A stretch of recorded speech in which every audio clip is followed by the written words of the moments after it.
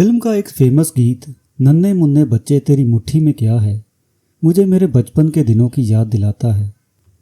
जब ये दूरदर्शन पर खासकर चिल्ड्रंस डे के आसपास बजाया जाता था।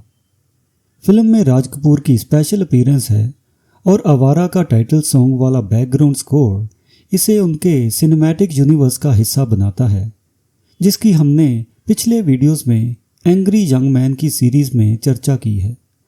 शायद नन्हे मुन्ने बच्चे गीत उस समय की सरकार को उन लाखों बच्चों की स्थिति पर ध्यान देने की याद दिलाता था जो गरीबी की जंजीरों को तोड़ने के लिए संघर्ष कर रहे थे।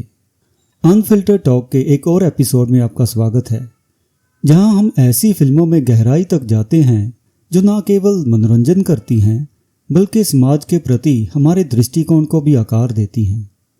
आज हम ऐसे ही क्लासिक के ऊपर डिस्कशन करने जा रहे हैं जो 1954 में जितना इम्पोर्टेंट था उतना आज भी है। भारतीय film boot polish. Boot polish, जिसका निर्देशन प्रकाश अरोड़ा ने किया है और जिसे राज कपूर ने प्रोड्यूस किया है, सिर्फ एक फिल्म से अधिक है। यह स्वतंत्रता के बाद के भारत पर एक प्रभावशाली सोशल क्रिटिक है। यह दो अनाथ भाई बहन भोला और बेलू की कहानी बताती है, जिन्हें रतन कुमार और बेबी नाज ने निभाया है, जो गरीबी और एक्सप्लॉयटेशन की हार्श रियलिटीज़ के साथ स्ट्रगल करते हैं। उनकी मां की मृत्यु हो चुकी है और पिता को काले पानी की सज़ा हो गई है, और एक व्यक्ति सेवा समिति नाम की ऑर्गेनाइजेशन का एक्टिविस्ट है जो उन्हें उनकी विधवा चाची कमला की झोंपड़ी के बाहर छोड़ जाता है। वह उन्हें उसके दरवाजे पर छोड़ देता है क्योंकि कमला घर पर नहीं थी और उसे ट्रेन पकड़नी थी। कमला उन्हें भीख मांगने के लिए मजबूर करती है। हालांकि जब वह उन्हें भीख मांगते समय गाया जाने वाला गाना सिखाती है तो बेलू जानबूझकर गलत लाइनें इस्तेमाल करती है, जो न केवल ह्यूमर पैदा करता है बल्कि भीख मांगने के इस काम के प्रति उसके आंतरिक विरोध को भी दर्शाता है। अब कमला एक क्विंटेसेंशियल विलेनस कैरेक्टर लग सकती है जो इन बच्चों को एक्सप्लॉइट कर रही है, लेकिन हमें पता चलता है जब उसके पति की मृत्यु हुई थी तो भोला और बेलू के पिता ने उसे घर से निकाल दिया था। वह शहर की झुग्गियों में रह रही थी और निम्न वर्ग के ग्राहकों को अपना शरीर बेचकर जी रही थी। और इन्हीं ग्राहकों में से एक चंदू भोला को सीक्रेटली पैसे बचाकर बूट पॉलिश का काम शुरू करने की इंस्पिरेशन देता है। एक सिंपल काम जो एक ऐसे समाज में उनकी डिग्निटी और सेल्फ रिस्पेक्ट की क्वेस्ट को सिंबलाइज करता है जिसने बड़े पैमाने पर उनसे मुंह मोड़ लिया है। भोला और बेलू फिल्म के भावनात्मक केंद्र हैं। उनका भाई बहन का संबंध हार्ट वार्मिंग और ट्रेजिक है। यह दर्शाता है कि जीवित रहने के संघर्ष में मासूमियत अक्सर पहला शिकार होती है। फिर आते हैं जॉन चाचा, जिसका रोल डेविड अब्राहम ने निभाया है। वह एक बूटलेगर हैं जो अपने आपराधिक पेशे के बावजूद बच्चों के प्रति दया रखते हैं और उनसे बहुत प्यार भी करते हैं। उनका कैरेक्टर उन फ्लॉड लेकिन कंपैशनेट इंडिविजुअल्स को रिप्रेजेंट करता है जो एक कठोर दुनिया में थोड़ी खुशी प्रदान करते हैं। वह हमेशा संगीत सीखते रहते हैं जो फिल्म का एक अभिन्न हिस्सा बन जाता है। उदाहरण के लिए भोला और बेलू जॉन चाचा से कुछ पैसे चतुराई से लेकर बूट पॉलिश शुरू करते हैं, जिसके लिए वह गुस्सा होने की बजाय खुश होते हैं। कुछ समय बाद उनको जेल हो जाती है और वो बाकी कैदियों के साथ मिलकर राग मल्हार गाने लगते हैं। यह गीत फिल्म से थीमेटिक रूप से बहुत ही जुड़ा हुआ है, क्योंकि जब बारिश आती है तो जॉन इन बच्चों के लिए चिंतित हो जाते हैं क्योंकि मानसून में कोई जूते पॉलिश नहीं करवाएगा।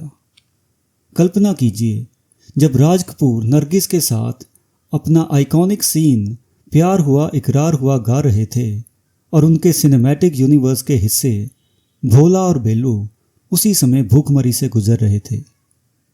जब बेलू भूख से पीड़ित है, भोला अपने भीख न मांगने के रेजोल्यूशन और अपनी बहन की हालात के बीच फंसा हुआ है। दूसरी ओर चंदू का जेब काटने का साइड बिजनेस था। साथ ही वो बच्चों से इस बात के लिए पैसे भी वसूलता रहता है कि वो उनकी चाची को उनके बूट पॉलिश के काम के बारे में नहीं बताएगा। और कहानी में कुछ ऐसे मोड़ आते हैं कि बच्चे अलग हो जाते हैं। बेलू को एक समृद्ध और निस्संतान संपत्ति गोद ले लेता है और उधर भोला बेर बेचने की कोशिश करता है, लेकिन लाइसेंस ना होने के कारण पुलिस उसे पकड़ लेती है और फिर उसे अनाथ आश्रम भेज देती है। जॉन किसी तरह से बेलू का पता लगा लेते हैं, जिसके लिए उसकी चाची ने उस दंपत्ति से पैसे भी लिए थे।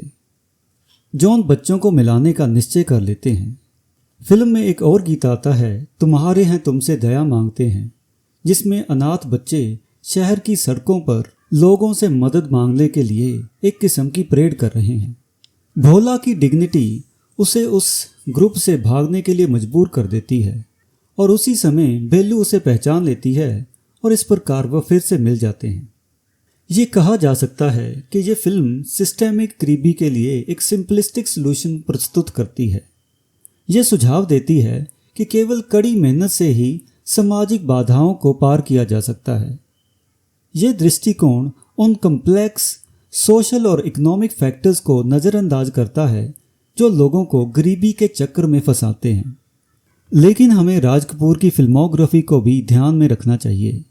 वह सामाजिक बुराइयों को पोर्ट्रे करते हैं जिन्हें उनके कैरेक्टर या तो पार कर लेते हैं या किसी तरह वर्स कॉन्सिक्वेंसेस से बच जाते हैं।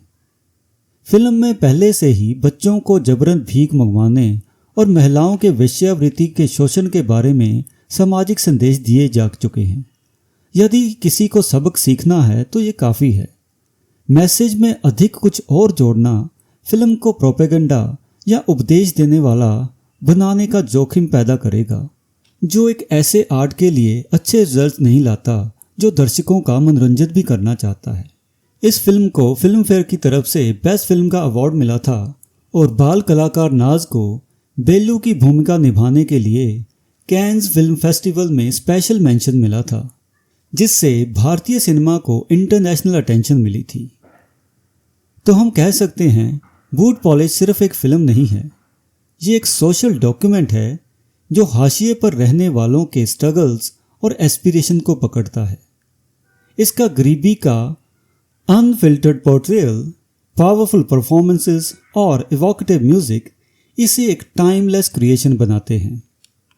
बूट पॉलिश के इस सफ़र में हमारे साथ जुड़ने के लिए आपका बहुत बहुत धन्यवाद।